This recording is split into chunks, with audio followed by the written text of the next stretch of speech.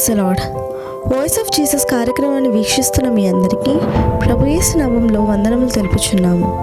Voice of Jesus కార్యక్రమం ద్వారా వాక్యాన్ని రెవరెండ్ ఎన్ ఆశీర్వాదం గారు అందిస్తారు.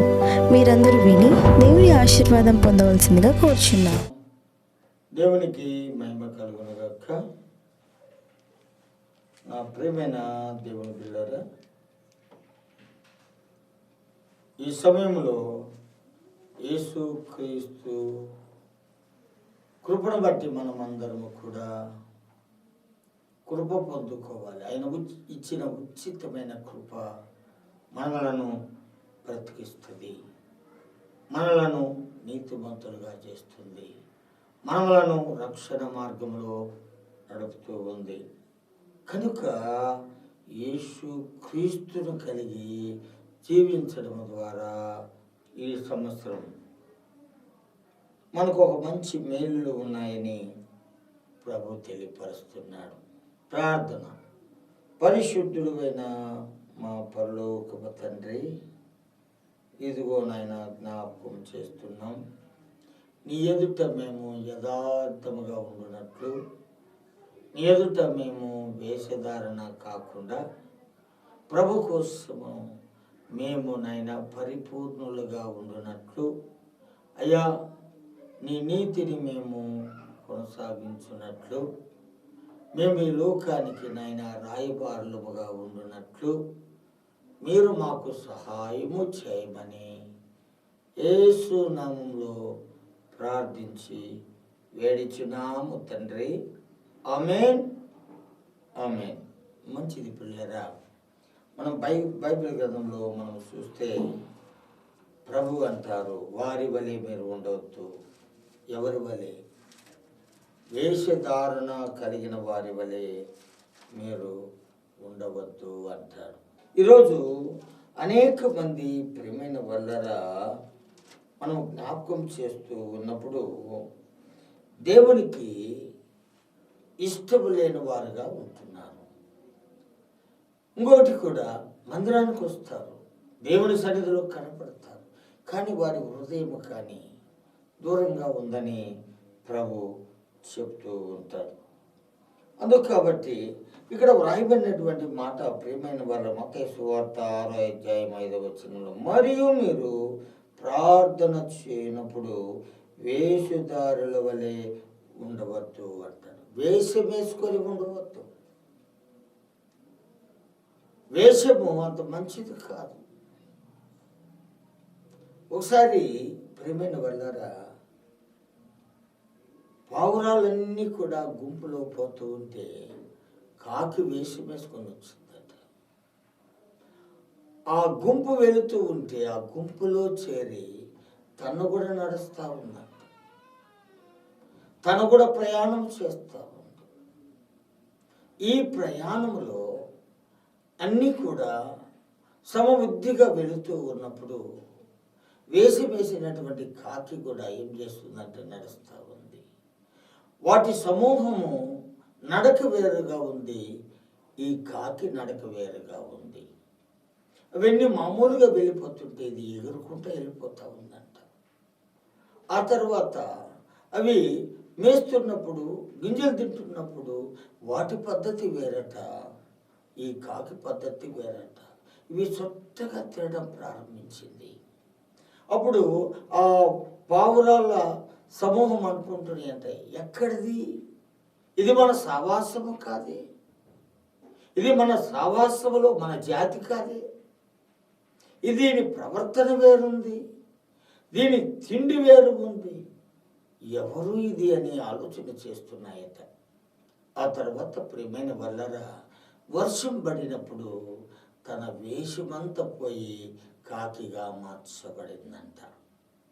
అప్పుడు అవి, అయ్యో మన సావాసము కానీ ఇంకొక సావాసం వచ్చిందని తన యొక్క సావాసముల నుండి ఈ పావురాల గుంపంతా పక్కకి వెళ్ళిపోయిందంట. ప్రియమైన నా దేవుని పిల్లారా, అలాగనే ప్రభు చెప్తూ ఉన్నాడు, మరియు మీరు ప్రార్థన చేసినప్పుడు మీ ప్రవర్తనలో ప్రభు దగ్గర మీరు ప్రార్థన చేసినప్పుడు వారి వలె ఉండొద్దు, వేషధారణ చేయు వారి వలె ఉండొద్దు, వేసుకున్నటువంటి వారి వలె మీరు ఉండవద్దు. చూశారండి, మనుషులకు కనబడవలనని సమాజ మందిరములోను వీధుల మూలలోనూ నిలిచి ప్రార్థన చేయటం నాకు ఇష్టం లేదు. అందరూ కనబడాలని చేయటం నాకు ఇష్టం లేదు. నీ వేషధారణ నాకు అవసరం లేదు, నీ ప్రార్థన నాకు అవసరం లేదు, నా సన్నిధి నీకు అవసరం లేదు. నా సన్నిధికి రామ్మని చెప్పవలసిన వాడు ఎవడు నీకు? నేను పిలవలేదు కదా నిన్ను. వేసుకొని ప్రియమైన నా సహోదరుడా, ఏదో శరీరానికి రోగం పోతుందని, ఏదో వస్తే ఇంటికి మేలు జరిగే ధనం వస్తుందని, ఏదో మందిరానికి పోతే నీ పిల్లలు బాగా చదువుకుంటారని, ఏదో మందిరానికి పోతే నాకు మంచి ఈవులు వస్తాయని ఒకవేళ మందిరానికి వస్తున్నావేమో ప్రభు అంటాడు. వారందరూ సమాజ మందిరంలో యేసు వేసుకోవడానికి వస్తున్నారు. వారందరూ మనుషులు కనబడాలని యూదుల్లో ఒక మూలను కూర్చొని కనబడేలాగా ప్రార్థన చేస్తున్నారు. ఈ ప్రార్థన నాకు ఇష్టం లేదు, ఇలాంటి బ్రతుకు నాకు ఇష్టం లేదు. ఇలాంటి వారి యొక్క ప్రయాస పేరైపోతుంది. ఇలాంటి వారి ప్రయాస నాకు కనబడకుండా పోతుంది. నేను వారిని చూడటం లేదు. ఒకవేళ ప్రేమైన నా దేవుని బిడ్డ, నువ్వు ఒకవేళ ఈ ప్రయాస పడుతున్నావేమో, నీ ప్రయాసలో ఫలితం కనబడదండి. పేతురు రాత్రి అంతా ప్రయాసపడ్డాడు ప్రభు లేకుండా. నా అనుభవం ఉంటే చాలనుకున్నాడు. నా జీవితము వల ఉంటే చాలు, సముద్రంలో నేను నైపుణ్యత కలిగి చేపలు పట్టవచ్చు అనుకున్నాడేమో. కానీ ప్రభు లేకుండా నీ ప్రయాసం వ్యర్థము. ప్రియమైన అన్నా తమ్ముడు, 30-40 ఏళ్ళుగా నువ్వు పనిచేస్తున్నావు, కానీ 20-30 ఏళ్ళుగా నీవు ఉద్యోగంలో ఉన్నావు, కానీ నువ్వు ఎక్కడేసిన గొంగడి అక్కడే ఉన్నావండి. నువ్వు వెళుతున్నటువంటి మార్గము సరిగా లేదు, నీ ప్రవర్తన సరిగా లేదు. ప్రభు అంటాడు, నీ ప్రవర్తన ఆయనకు ఒప్పచెప్పు, నువ్వు వెళ్ళే మార్గం ఆయనకు ఒప్పచెప్పు, నువ్వు చేసే పని ఆయనకు ఒప్పచెప్పు. అప్పుడు నీ మార్గంలో సరళమవుతాయని ప్రభు చెప్పాడు. నువ్వు మూలలో కనపడాలని, సమాజంలో గొప్పవాడిగా ఉండాలని కనపడొద్దు మిత్రమా, కనపడొద్దు. నీ ప్రయాస వ్యర్థం. నాకు ఇష్టం లేదంట. ఇష్టం లేకపోతే నీ ఇంట్లో ఆశీర్వాదం లేదు, నీ చేతి పనిలో కూడా ఆశీర్వాదం లేదు, నీ బ్రతుకులో ఆశీర్వాదం లేదు, నీ పిల్లల విషయంలో కూడా ఆశీర్వాదం లేదు. నువ్వు చేతి పని ఎంత చేసినా అది నీ ఇంటికి ఆశీర్వాదంగా రావడం లేదు. హల్లెలూయా, జ్ఞాపకం చేసుకో. అందుకనే వాక్యము మనకు తెలియపరుస్తూ ఉంది. ప్రియమైన వారులారా, మనం జ్ఞాపకం చేసినప్పుడు బైబిల్ గ్రంథంలో కొరింథీయులకు రాసిన పత్రిక 2 కొరింథీ 11వ అధ్యాయము 13వ వచనములో మనం చూస్తే, ఏలయనగా ఇట్టివారు క్రీస్తు యొక్క అపోస్తుల వేషమును ధరించిన వారవై ఉండి. ఇలాంటి వారట అపోస్తుల వేషమును వేసి ఉన్నారట. క్రీస్తు యొక్క అపోస్తుల వేషము ధరించుకున్న వారై, ఈ వేషము అపోస్తులుగా ఉంది. ధరించుకున్న వారై ప్రియమైన వారులారా, దొంగ అపోస్తులను మోసగాండ్రగు పనివారునై ఉన్నారు అని వ్రాయబడింది. నీవు వేసుకొని ఎంతవరకు చేస్తావు నీ ప్రయాస? ప్రభు నీ పనిలో ఉండాలి, నీ చేతి పనిలో ఉండాలి. అందుకని వ్రాయబడింది, నీ పని భారములో నా గొప్ప చెప్పుము. పని భారము నీ శక్తి వలన జరిగేది కాదు. వీళ్ళట అపోస్తుల వేసుకున్నారట. అపోస్తులలో వేసుకొని అపోస్తులుగాను దొంగ అపోస్తులుగాను మోసగాండ్లకు పనివారునై ఉన్నారు. ఈరోజు ప్రియమైన వర్లరా, వేసుకొని కాదు, దేవుడు చూసేలాగా నీ పని ఉండాలి. నీ పని వేసుకొని తిరగవద్దు, వేసుగాడలాగా ఉండవద్దు. నువ్వు అపోస్తులుడుగానే ఉండి అందరి పైన ఏలు పెట్టి చూపించొద్దు. ప్రభు అంటాడు ఇక్కడ వ్రాయబడినటువంటి మాట, ఆ విధంగా మీరు పనివారై ఉండొద్దు. ఇది ఆశ్చర్యము కాదు, సాతాను తానే వెలుగుదూత వేషము ధరించి ఉన్నాడు. గమనించండి ప్రియమైన వర్లరా, సాతాను కూడా వెలుగుదూత వేసినాడు. నువ్వు వెలుగుదూతగా ఉండవద్దు, వేషం వేయొద్దు. నీ వేషము దేవునికి ఇష్టమలేని పని, నీ పని దేవునికి ఇష్టమలేని పని. అందుకే నువ్వు అభివృద్ధి కావటం లేదు. ఎన్నాళ్ళుగా అక్కడే, ఎన్నాళ్ళు నీ సంఘం అభివృద్ధి లేదు. ఎన్నాళ్ళు నీ సంఘములో ఆ ప్రేమను కనపరచలేకపోతున్నావు. ఎన్నాళ్ళు చూసినా నేను సేవకుడు అనుకుంటున్నావు, నేను గొప్ప పనివాడు అనుకుంటున్నా, అందరికీ లెక్చర్లు ఇస్తున్నావు, అందరినీ మరి ఇదిగో క్రమపరిచేవానిగా మాట్లాడుతున్నావు, కానీ నీ క్రమం నీకు తెలియటం లేదు. నీవు దేవునికి ఇష్టమా లేదా అన్నది తెలుసుకోవటం లేదు. నువ్వు నీ కుటుంబానికి నువ్వు ఇష్టపడుతున్నావా లేదా అన్నది తెలుసుకోవటం లేదు. నువ్వు నీ సంఘము నిన్ను ఇష్టపడుతుందా లేదా అనేది తెలుసుకోవటం లేదు. కానీ ప్రభు అంటాడు, అపోస్తుల వేషం వేసుకున్నావు నువ్వు.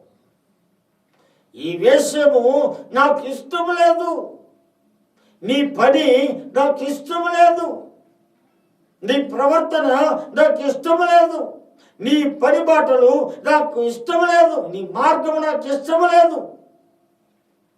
ప్రభు చెప్తున్నాడండి, నేను చెప్పే మాట కాదు ప్రియమైన దేవుని బిడ్డ.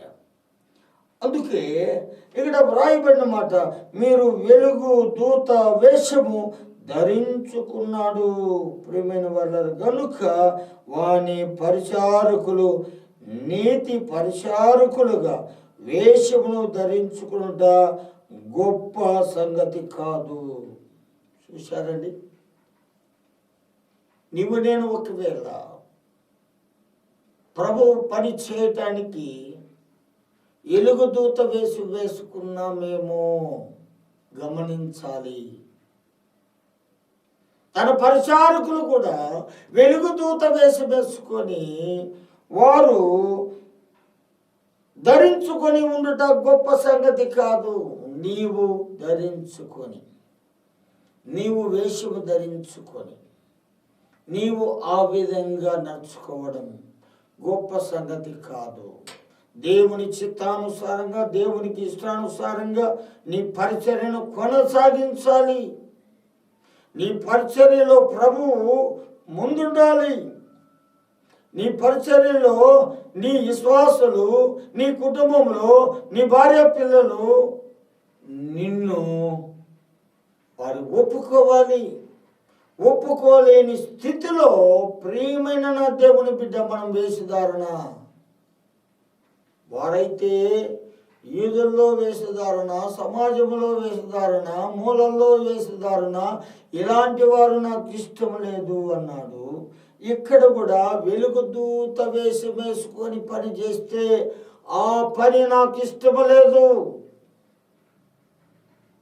అపవాది కూడా వాని దూతలు, పరిచారికులు ఈ విధంగానే వెలుగుదూత వేసుకొని లోకంలో తిరుగుతున్నారు.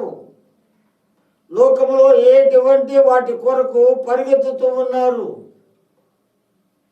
ఇది గొప్ప సంగతి కాదు, ఇది గొప్ప ఉద్దేశము కాదు, ఇది గొప్ప ప్రయాణము కాదు, ఇది మోక్షానికి దారి కాదు, ఇది పరలోకానికి మార్గము కాదు, అది గొప్ప సంగతి కాదు అని ప్రభు చెప్తున్న. వారి క్రియలు చొప్పున వారి కంతము కలుగును.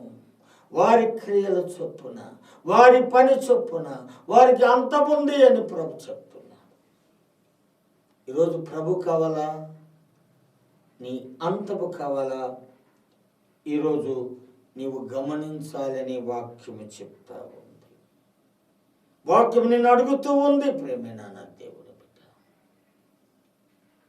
ఈరోజు నీ పని ఎటువంటిది? బంగారు రాళ్ళు, వెండి రాళ్ళు, విలువ కలిగిన రాళ్ళు, కొయ్యకాళ్ళు, కర్ర, ఇవన్నీ కూడా ఒకరోజు పరీక్ష చేస్తాడు. వాటి పనిని బట్టి అగ్నితో పరీక్ష చేస్తాడు. ఏవి కాలిపోతాయో, ఏవి నష్టమైపోతాయో వాటి అంతము నరకమే. వాటి పని నిలబడదు.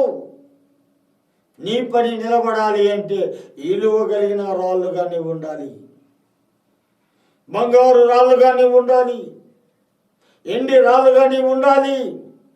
నీ పని కనబడాలి, కాలిపోకూడదు. వేషధారణ కలిగి ఉండకూడదు, వేసుకొని రాకూడదు. నీ పరిచర్య పవిత్రంగా ఉండాలా, నీ పరిచర్య యథార్థంగా ఉండాలా, నీ పరిచర్య దేవుడు చూసేలాగా ఉండాలా. అందుకే ప్రభు అంటాడు, మొదట రాజ్యమును నీతిని వెతుకు, నీకేం కావాలో నాకు తెలుసు అన్నాడు. రెండవదిగా నీ రహస్యమైన గదిలోనికి నువ్వు వెళ్ళు, రహస్యమైన దేవుడికి మొరపెట్టు, రహస్యమైన దేవుడు నీకు ప్రతిఫలం ఇస్తాడు అని వాక్యం చెప్తావు. నువ్వు లోకం వెంబడి తిరగొద్దు ప్రియమైన నా దేవుని బిడ్డ. అది వేషధారణ అంటారు. కుటుంబానికి నువ్వు పరిగెత్తొద్దు, అది నీ స్వార్థం అంటారు. సంపాదించుకునేకి నేను గొప్పలని చెప్పుకోవద్దు. ఆ గొప్పతనము మంచిది కాదని ప్రభు చెప్తున్నాడు. ఆ గొప్పతనము దేవునికి ఇష్టం లేదని చెప్తున్నాడు. ఆ గొప్పతనము నరకానికి మార్గం అని చెప్తున్నాడు దేవుడు. ఈరోజు ప్రేమైన నా దేవుని బిడ్డ, నీ బ్రతుకు ఎలాంటిదో నీ చేతుల్లోనే ఉంది. ఎవడు చెప్పనవసరం లేదు, ఎవడు నీకు మరి మార్పు చేయనవసరం లేదు. నీ చేతుల్లోనే ఉంది. నీవే గమనించాలని వాక్యం చెప్తా ఉంది ప్రియమైన వాళ్ళారా. అందుకు కాబట్టి మనం జ్ఞాపకం చేస్తే బైబిల్ గ్రంథములు గలతీ రాసినటువంటి పత్రికలోనికి వద్దాము. గలతీయులకు రాసిన పత్రిక 2వ అధ్యాయము 6వ వచనములో మనం జ్ఞాపకం చేస్తే, ఎన్నికైన వారుగా ఎంచబడిన వారి యొద్ద నేనేమీ నేర్చుకొనలేదు, వారెంతటి వారైనను నాకు లక్ష్యము లేదు. దేవుడు నరుని వేషము చూడడు. ఎన్నికైన వారు నాకేమీ ఉపదేశింపలేదు. అయితే సున్నతి పొందిన వారికి బోధించుటకై సువార్త పేతురుకి ఎలాగూ అప్పగించబడినో అలాగూ సున్నతి పొందిన వారికి బోధించుటకై నాకు అప్పగించబడినని వారితో చూసినప్పుడు ప్రియమైన వాళ్ళ జ్ఞాపకం చేద్దాం. ఈయనంటాడు, ఈ యొక్క ఎన్నికైన వారుట ఎంచబడిన వారి యొద్ద నేనేమీ నేర్చుకోలేదు. ఎన్నికైనటువంటి వారి విషయంలో కాదు, కానీ మరి వారు ఎంతటి వారైనానో నాకు లక్ష్యము లేదు. దేవుడు నరుని వేషము చూడడు.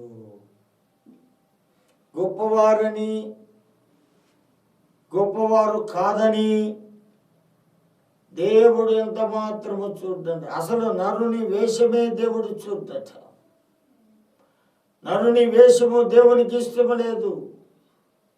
ప్రభు అనుకున్నాడు, నరుడు నా వలే ఉండాలనుకున్నాడు, నా మాదిరే ఉండాలనుకున్నాడు దేవుడు. అందుకే ఆదామును దేవుని పోలికలో సృష్టించాడు. ఈరోజు మనం అందరము కూడా దేవుని పోలిక అని సూచిస్తూ ఉంది. దేవుని పోలిక అండి మనం. కానీ ఈ దేవుని పోలికగా ఉన్నప్పుడు దేవుడు మానవునితో సహవాసం చేశాడు. మానవుడు దేవునితో కాదు, కానీ దేవుడే మానవుతో సహవాసం చేశాడు. ఆదాము దగ్గరికి దేవుడే వచ్చేవాడు. ఆదాము దేవుని దగ్గరికి పోయేవాడు కాదు. సలన పూట ఆదాముతో మాట్లాడాలని సహవాసానికి వచ్చేవాడు. అందుకే వాక్యం రాయబడింది, ఆయనతో సహవాసం ఉంటే సమాధానం. ఆయనతో సహవాసం ఉన్నంత సేపటికి ఆదామునకు సమాధానమే ఉండేది. ఆయనతో సహవాసము చేసినప్పుడల్లా మేలు కలిగేది. ప్రియమైన వాళ్ళరా, ప్రభువు లేనప్పుడు తన యొక్క హృదయము మోసపోయింది. దేవుడు చెప్పిన మాటను విడిచిపెట్టాడు. వేషము కలిగినటువంటి సాతాను వచ్చి, నీవి పండు తిన్నప్పుడు సావనే సావరు, మీరు దేవదూతల వలె అవుతారని చెప్పినప్పుడు ఆ మాటకు లోబడిన వారే ఆదాము అవలు వేషమేసుకున్నారు. దేవుడు పిలిచినప్పుడు చెట్ల దగ్గర దాక్కొని చెట్ల ఆకులతో వేషమేసుకున్నారు. ఈ వేషమును బట్టి దేవుడు చూడకుండా ఆ ఏదైనా తోటలో నుంచి వారిని ఎల్లగొట్టాడు. ఆ ఏదోను తోటకు ఖడ్గమని కాపలా ఉంచాడు. అయినప్పటికీ ప్రియమైన వాళ్ళరా, దేవునికి మానవుని మీద ఎంత కోపం ఉన్నప్పటికీ ఆయన వాత్సల్యతతో జ్ఞాపకం చేసుకుని మానవుణ్ణి అలాగనే బ్రతికించుకుంటూ వచ్చాడు.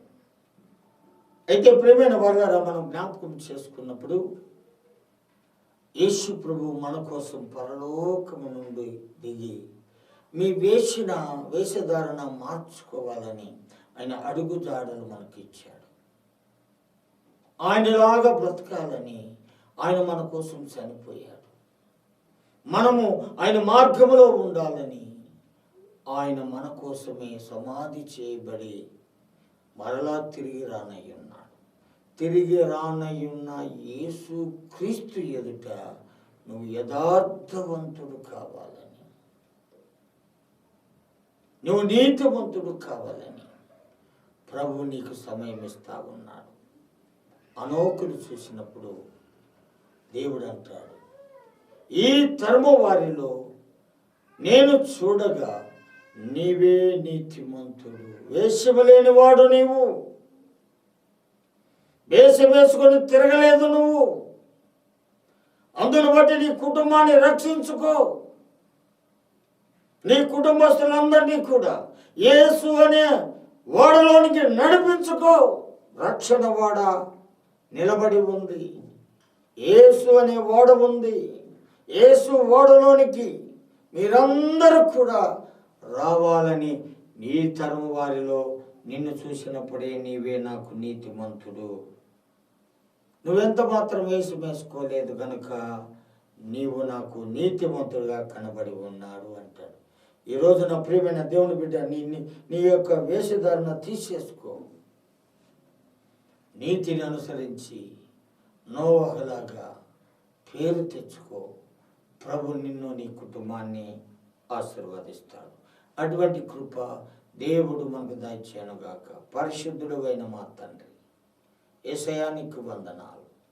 యేసుదారులుగా ఉన్న మమ్మలను ఆయన నీ రక్తముతో కడిగి మా యేసుదారునంతా కూడా, ఇదిగో నాయన మా రోగమంతా కూడా, మాకున్నటువంటి నాయన కష్ట శోకాలన్నీ కూడా తొలగించడానికి పరమ నుండి భూమికి వచ్చి మాలాగా నాయన మనుషునిగా రక్త మాంసాలు కలిగి మమ్మలను ఆదరించుటకు, మమ్మలను రక్షించుటకు, మమ్మలను నాయన నీతిమంతులుగా చేయటకు, మమ్మలను నాయన నీ సన్నిధిలో ఉంచుటకు, అయ్యా నీ ఓడలో ఎక్కించుటకు, నీ పరలోకములో పరిశుద్ధమైన స్థలములలో మేము ఉండడానికి మాకు ఇచ్చిన ఈ గొప్ప అధికారం బట్టి నీకు స్తోత్రాలు చెల్లిస్తూ మా ప్రభుని మా రక్షకుడు యేసయ్య నామములో ప్రార్థిస్తున్నాము తండ్రి.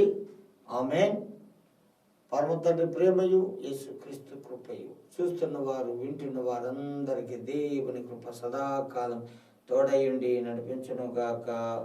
ఆమేన్. ఆమేన్. హల్లెలూయా. ఇంతవరకు వాయిస్ ఆఫ్ జీసస్ అనే కార్యక్రమం ద్వారా అందించబడిన వర్తమానాన్ని మీరు విని ఆశీర్వాదం పొంది ఉన్నారని నమ్ముచున్నాము. ప్రార్థన అవసరాల కొరకు కింద ఇవ్వబడిన నంబర్కు కాల్ చేయవలసిందిగా కోరుచున్నాము. దైవజనులు మీ కొరకు ప్రార్థిస్తారు. మా address voice of Jesus ministries, MM colony, Adoni, Kurnool district.